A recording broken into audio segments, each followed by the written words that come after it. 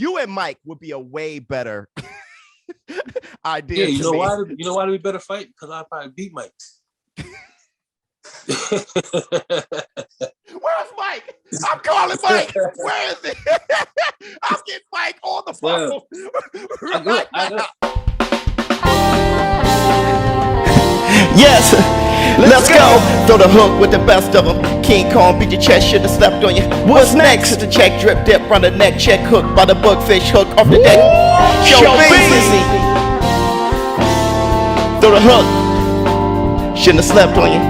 What's up, people? This is ShowBizz. No. All right, man. Look at who we have here. My man, all-time great light heavyweight and dude, Hall of Fame. You should be. Are they talking about Hall of Fame yet, Bad Chat? I don't know. I haven't heard anything, man. You know, I haven't officially retired yet. You know, Right. I'm waiting to make that decision, but I haven't heard anything. You know what I'm saying? But hey, you know, hopefully I will be. Hopefully I will be. Yeah. But we'll see. Only time will tell. My man, Bad Chad Dawson. Listen, I want to ask you something. No, I want to tell you something from me to you, Bad Chad. Brother, you was a huge hero of mine, and I'm going to tell you why. Oh, man, thank you. Brother, no, I need to tell you this personally. You were a huge hero of mine because it's going to be weird, though. It's indirect, okay? It's because I was a super fanboy of Roy Jones Jr. Uh-huh. And you went on and whooped all his nemesis, dude. You beat Tarver twice. Yeah. You beat Glenn Johnson twice. You fought Bernard Hopkins twice. Beat him. The first one was like a no contest. It was whatever you want to call it. It was a no contest. You know, because it was a TKO. First, it was originally, the fight was originally stopped because of a shoulder injury, dislocated shoulder. That's what he said. But then they switched it to a no contest. Yeah, see. Yeah, and then you called out Joe Kawasaki. You wanted to fight him in Wales. Yeah, and that was years. That was like years before Tarver and all those guys. So Joe Kawasaki, it would have been an honor to get in the ring with him. I mean, at the time, I remember fighting on his undercard when he fought Jeff Lacey. I fought on the undercard in England, in Wales. And I was like, just watching it from ringside, watching him fight, watching his skill and watching his technique, and watching how he beat up on Jeff Lacey, man, it was beautiful. Yeah, I was shocked. Yeah, no, I was shocked too. I was shocked. Yeah. Now with you being a southpaw, and I know he was too, but I'm just saying, you think you would have given him some trouble then? Oh yeah, I think I definitely would give him some trouble.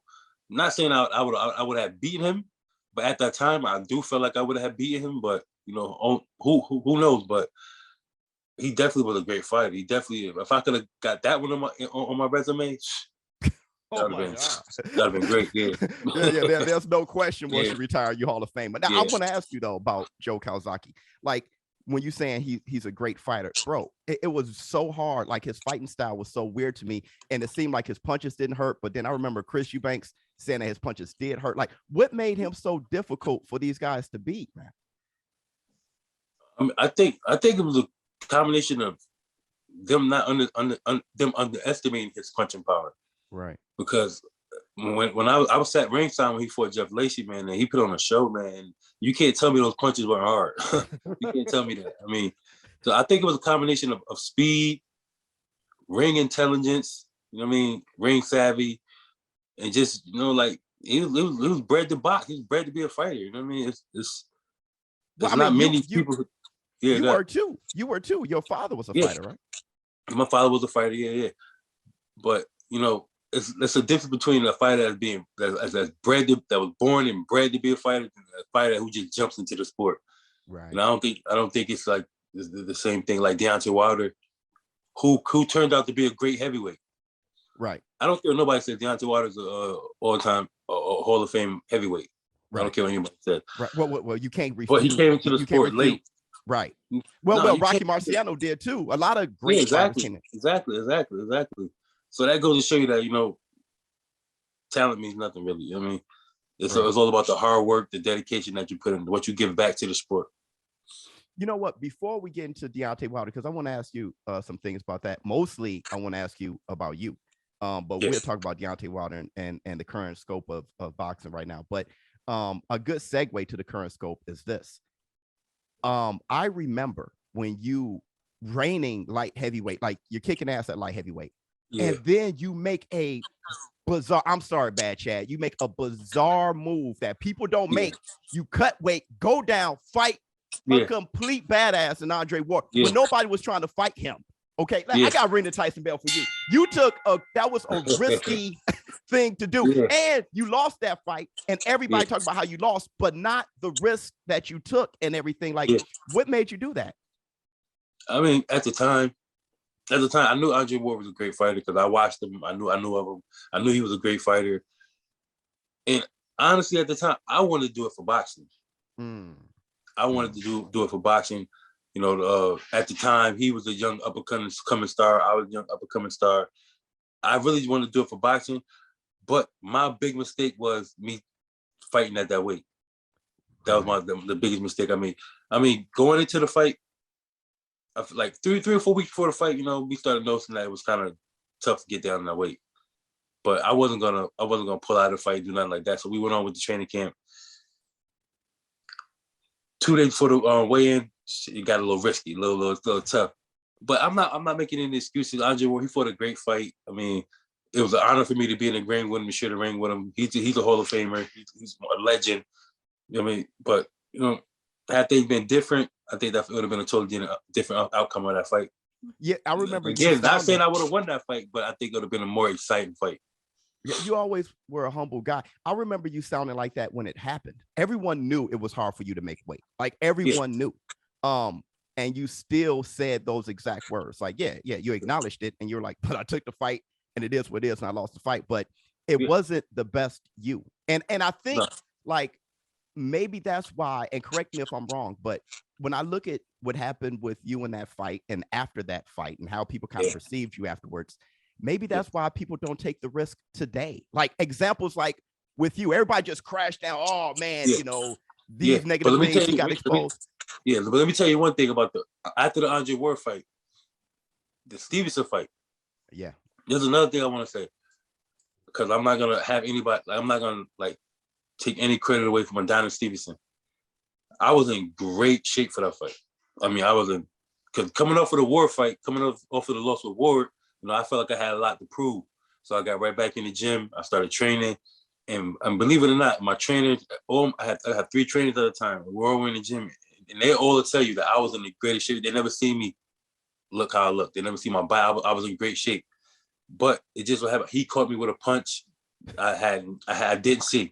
I did not see the punch. I swear. And that's what they say. You know, the punch that you don't see is always going to be the punch that hurts you. And that was the case that night.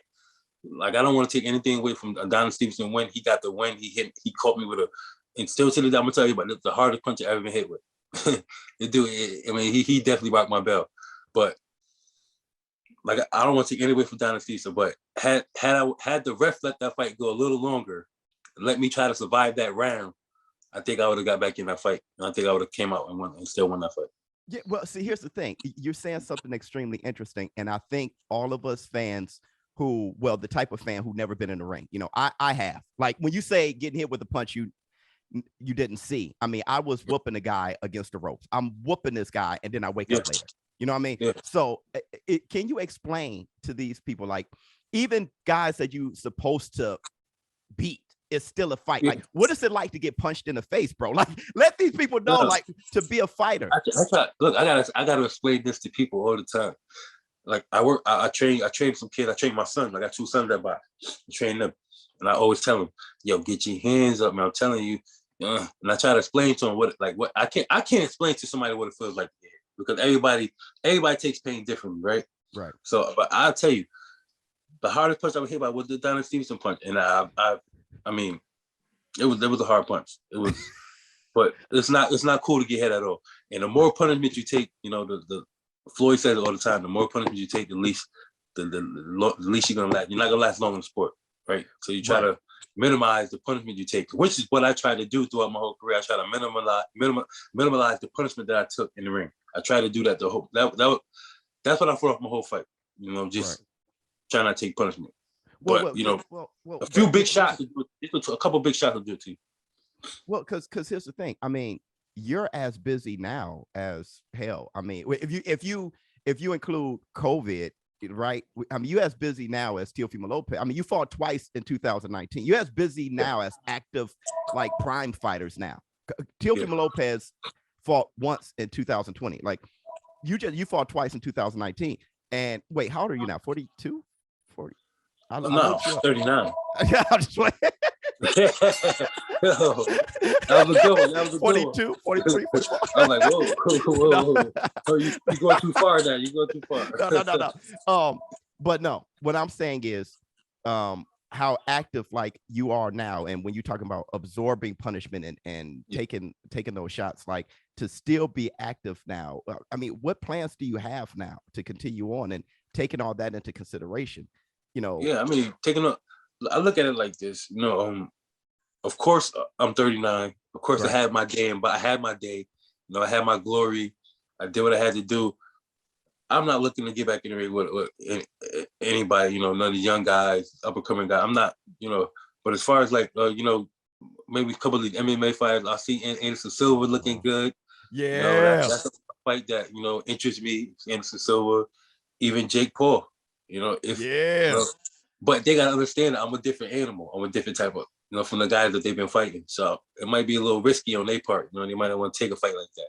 Man, I don't see no Jake Paul like a fighter, like it's like a box. And that's the huge no knock on Jake Paul, but I mean it is what it is. He's doing great things right now. People are very excited about Jake Paul, and he's showing some boxing ability.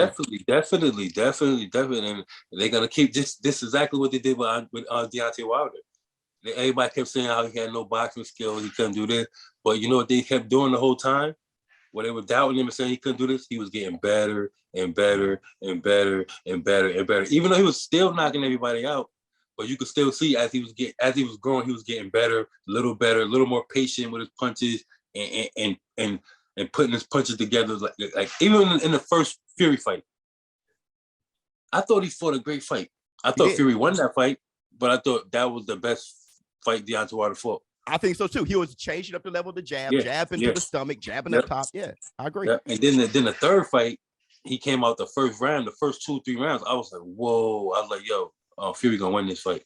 Mm-hmm. But then the fatigue kicked in. Yeah. After that, it was pretty much too much muscle. Yeah, I know. It burned you, absorb so much oxygen. And on the Fury, I mean, on the Wilder subject, you make a great point when you said that they did the same thing. They're doing the same thing with Jake Paul as they did with Wilder. I tell people all the time, he started late. He didn't have much of an amateur background. I know he won the bronze medal, but my thing is when people say, well, look at his resume, his pro resume isn't as good as the others. Well, they were kind of using the first half of his pro resume as an amateur type of. But the best thing you could give a guy is experience. Facts. That's the best thing he could get is experience. By being in the ring, constantly sparring, even if we don't know what he's doing. But if he's constantly in the gym and he's constantly working, constantly sparring with top guys, good guys, pretty decent guys, he's gonna get better. Right. Well. Here's the thing: when you say getting better, I mean he just turned 36. I mean you're 39. Y'all can go. It's like this guy here.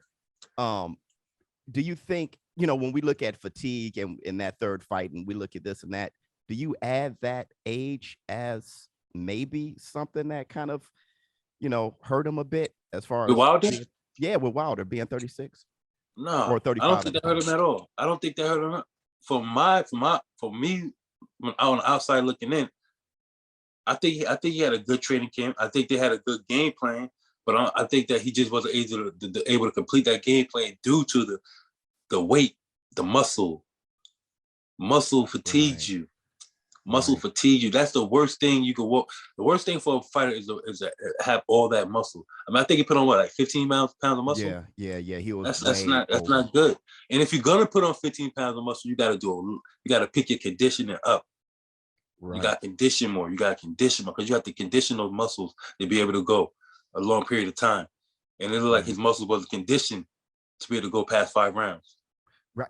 And that kind of reminds me, like when you say packing on muscle or doing it right. Back to Roy Jones Jr. I remember when he went up to heavyweight, he put on his muscle right.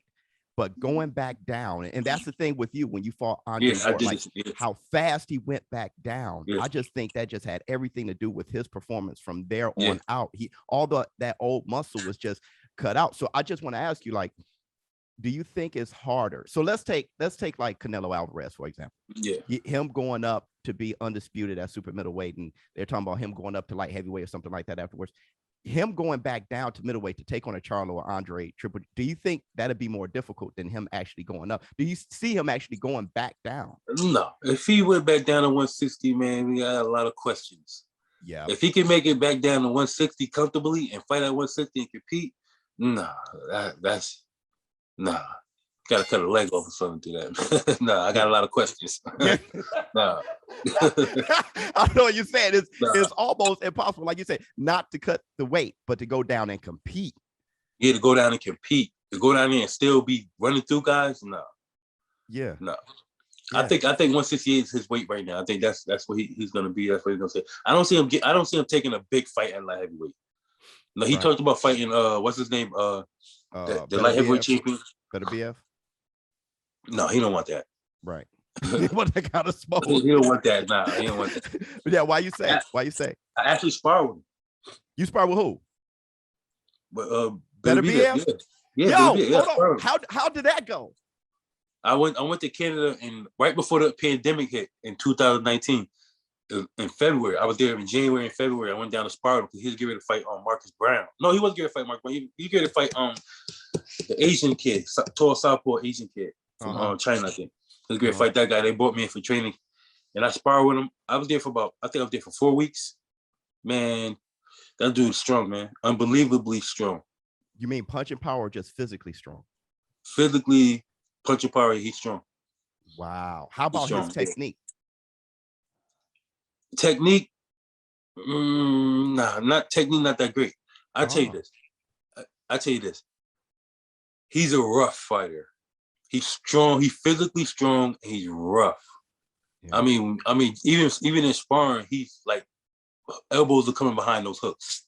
Wow. Yeah. That's what I mean. Like he's rough. He's real rough, rugged, and it doesn't help the fact that he's brutally strong. Like strong. And you held your own against him. Oh yeah, I definitely held my own. Yeah, I held my own. But I'm saying I'll be honest, like I wasn't looking forward to getting up every day going to spar with this guy. Right. So that means you just don't see Canelo Alvarez moving up. That was my last time. That was my last time being sparring partner. Right. So you don't see Canelo Alvarez moving up and beating him. My days are over for me. I mean, yeah. So before I talk about like your future, and what you're actually trying to do now, yesterday, October 25th, was the 9-year anniversary of the death of Emmanuel Stewart. I mean, just a pillar to the sport. And I know he trained you for some time. What was it like being with Emmanuel Stewart? Man, it was a pleasure. It was an honor. And like I told everybody, like when I trained with him, it was like a year and a half before he passed. Dang. Maybe 2 years, year and a half, 2 years.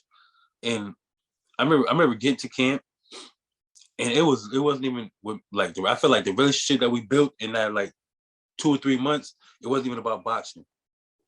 It was more about life and understanding life and becoming, growing into a man. Because at the time I was still only like 27, 28, maybe 20. Yeah, maybe no, I was 20. I was 29, 30. But it was like more about like he was trying to teach me stuff about life, being a man. Because like we definitely trained. We talked about boxing, but I feel like we didn't talk about boxing as much as we should have talked about boxing. It was like kind of like he knew he wasn't gonna be around long. That's the feeling I got from when we talked about it. I think that's true because he was like, and I remember we got to Canada. We went to Canada. We got to Canada for the fight, and after the weigh-in, me and my family, we always went out and eat. Like we always found a nice restaurant and went down to eat. Maybe 15 of us went down, sat down to eat after the weigh-in, and he joined us. And I remember I had my wife was there, my kids, all three. I had three at the time. I had 3 kids. My 3 kids were there, and my brothers and all my friends and everything. And he was we were talking, and he got he saw how I was with my wife and my kids, and he started he literally like tears start coming out of his eyes. Wow. And he was telling me like how he wished he had a relationship like that with his kids and stuff like that. With his father, like I was like, wow, like my wife poked me in the shoulder, like she's like, Chad, look, he said, Chad, he crying. I was like, no, I looked over and yeah, tears was coming out of his eyes, yeah. Wow. So like the memory I got of him, those are the memories I got of him. You know what I'm saying? Like the value, real value. Yeah, because I felt like he like knew. Right. I mean, like that was the way he was acting. Like I felt like he knew like he wasn't gonna be around much longer. And then I got the news like a year after that, year and a half after that. Like I'm like, whoa. Wow. Like, but you know, he left his legacy. I mean, you got Sugar Hill over here. Yeah, he's doing a good job. Yeah, he's doing a great job. When you see Sugar Hill and how he trains Tyson Fury, do you see some of that, Emmanuel Amy? Oh yeah. Oh yeah, I saw it. the aggravation in the corner when you're not doing what he wants you to do. Yeah, man, I saw it. Yeah, I saw it. I definitely saw it. When you're not doing what he wants you to do, he's telling you, look, man, you gotta look, man, don't with the curse words and all that. Yeah, it might be Emmanuel. Yeah. Well, speaking of which, I mean, you trained with the great Birmingham. You trained with Mayweather Senior. Who was the most out of all the trainers that you trained with? Like, who was the most demanding? Like the hardest trainer? Floyd Senior. Because he was I never worked with a trainer like Floyd before. You know, he was a great trainer, but he was. I'm gonna tell you this. I see why Floyd made it to where he made it to, how far he made it. Wow. You know what I mean? He was like, that's how he was about boxing. Like if he trained you, he won 115, 120%. Like and at the time, like I was just getting to Vegas. I was just now becoming a name in the sport. I was young, and I was coming from like a background of working with trainers that weren't tough. You know, they weren't tough on me. Like, but when I got with him, it was like, wow. Like it was like, yo, like I remember him calling me like 5:30 in the morning. Yo, you ready? I'm going running. Like, yo, one time he told me to bring a pair of Timberland boots with me to camp. Wow. I'm like, all right, I'll bring them. I was running in Timberland boots, bro. He had me running on Mount Charleston with Timberland boots on. Feet bleeding. No. Feet bleeding. Yeah, man. Real talk. Facts. Yeah. Man. So, okay. Yeah. But he was a great trainer, but just not the type of tough love I was looking for. You know what I mean? Like, right. He was a great trainer. I take nothing away from him. And it was sad because we didn't end our relationship like on a good note. It was like on a kind of like a bad note. And I wish I could go back and repair it. Right. But ever since then, he didn't like me. No. You know, sometimes, you know, it's just style. Sometimes a trainer's style can break you down more than build you up. Yeah, that's what it was. It was just like our style didn't go together. Right. But he was a great trainer. Like I appreciate everything he did. You know, I did pads with him a few times. You know, and I liked all that. You know what I'm saying? All that Corey. Yeah. It looks good. Yeah. Well, okay. So just to change up a little bit, like moving forward, and how do you think it's a good thing? Like, okay, you calling out Anderson Silva, which I think that goes along to what kind of person you are. Anderson Silva is out here looking like the real deal, bro. Yeah, like the next level, like what you guys are doing now, he's looking like he got some punch power. Now, and crazy. It's not normal that sometimes you find a guy who comes into boxing late, but then to come in late and they're still knocking dudes out. That's you said it though. He's not knocking just the average Joes out. He's knocking athletes out. Right. He beat athletes. He beat Chavez Jr. and Tito. Yeah. So I'm saying, like, what you think, man? You think you can get a fight with Anderson Silva? Anderson Silva, I give Anderson Silva a shot. I give any one of these MMA. I mean, I fight Mike Tyson, man. Yeah. Hey, brother, Mike Tyson looking scary, man. Hey, you heard Mike Tyson and Logan Paul talking about fighting in February. What do you think about that? Yeah, I saw that. Man, that's gonna be a mixed match, like if I never seen one. He's not ready for that. And yeah. I mean, I was surprised when Logan Paul, look, Floyd was definitely better than Logan Paul. But Logan Paul is just a big human being. And I was just surprised that just how it wasn't a great fight, but Logan it was Paul, kind how was of he? exciting. What's he about 190 pounds, right? 190 yeah, that's pounds, what I'm saying. Yeah. And I'm really, that's all he had. Like, I mean, Floyd is aged and he's small, but Floyd's an all-time great fighter. But that's all he really had over Floyd. Mike Tyson, he doesn't have those things over Mike, man. This is like, you and Mike would be a way better idea. Yeah, you know why? You know why we better fight? Because I probably beat Mike. Where's Mike?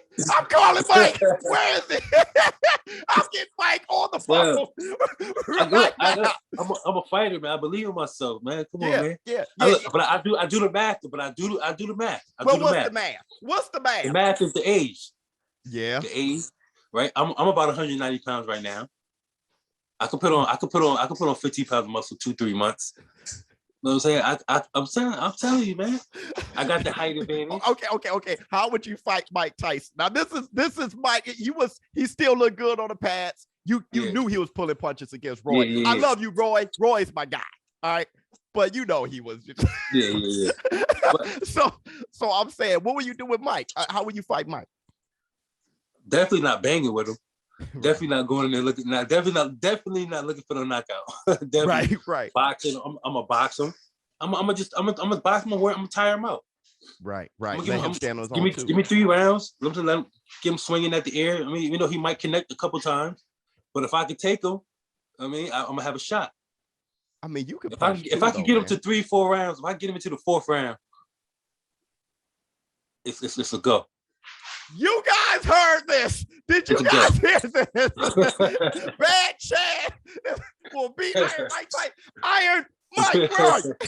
Mike, dude, I can't wait to start seeing you like in the ring and doing this stuff. So you're saying, okay, look, it's time for you to jump in, because I don't know what's going on with the Legends Only League, right? I don't know what's going on. I know you probably saw Evander Triller. Holyfield. Yeah, I know Triller. Right, and what Triller doing? You think? Have you spoke to Triller about all this? I haven't talked to anybody, man. I'm coming about the cave right now. I'm coming about the cave. So I'm you're waking up from hibernation. I feel blessed. But don't get I'm me your wrong. first interview. I stay in the gym though. I stay in the gym. Yeah, you looking good in the gym. I stay in the gym. Yeah. So wait a minute, dude. We got to contact Triller. I want to see you out there, man. I want to see you out there doing all this. Get it pop. I'm ready, man. I'm ready. I'm telling you. Yeah. Now let me ask you this: what do you think about the stoppage with Vitor Belfort? Because that'd be a good start for you too, fighting Vitor Belfort. Oh, what do you think about that stoppage? get back. I would love to get that get back for Evander Holyfield. Thank you. I would love to. Thank you. I didn't like that. Again. I didn't like that at all. Right. That left a salty taste in my mouth right there. I didn't like that at all. Because my boy can't go out like that, man. Nah. Now, how you think he went out? Do you think they should have stopped it? I definitely love to get that get back. And do you think they should have stopped it? Or you think, was it a good stoppage or no? I think it was a good stoppage. Yeah. I think it was a good stoppage. Yeah. Only because I didn't want to see my Evander go out like that. Like, he's a legend. Right. I didn't want to see him go out like that. Right. Me too. I was definitely gonna get that get back. What, that get back? Yeah, I want that get back. I now, definitely take that one. I forgot about that. That'd be a direct, because Vitor Belfort, he works with Tyson Ranch, right? He works out with Tyson. That'd be a good, because that's what Holyfield was trying to do. Yeah. To get to Tyson. That'd be good for you. That's a good route. That's an easy route. Yep. Dude, I don't know if Vitor Belfort is ready for you, man. I don't know if Vitor Belfort is ready for you, bad Shad, man. He got the weight. He got the size advantage. Right. He got the size advantage. Does he though? Because he doesn't have your height. He's younger than me, right? Yeah. Vitor Belfort. Yeah. Okay. I'm 39. Man, hey, look. Sorry about that, brother. What I say, you're 55 or something? It's so good. Hey, look, man. Thanks for showing up to the show. Thanks for having me, man. Appreciate you. Oh my God. And thanks for being a hero of mine, dude. Doing everything. If you can get revenge for Evander Holyfield, you'll complete everything. I'm telling you, I definitely. It's funny you brought that up. I forgot about that one. Please. I totally forgot about that one. And I was furious that night too. You were? Dude, I was about to cry that night. I was furious that night. Yeah. I was mad because how they did him. Right. It wasn't supposed to go like that. Nah. I mean, let's keep it real. Evander Holyfield had about a week, 6 days to get ready. It was Oscar De La Hoya. You know what I mean? That was going to fight Vito Belfort. Yeah. A younger guy too. Right. So. Right. Come on, man. So, hey, look, I have to bring you on here again, like right before your next fight. Yeah. And we got to contact Triller. We got to get you right. Let's do it, man. Let's do it. All right, man. On all challenges. ShowBizz, no, my man, Bad Chad Dawson. Thank you, man. Peace. Thank you.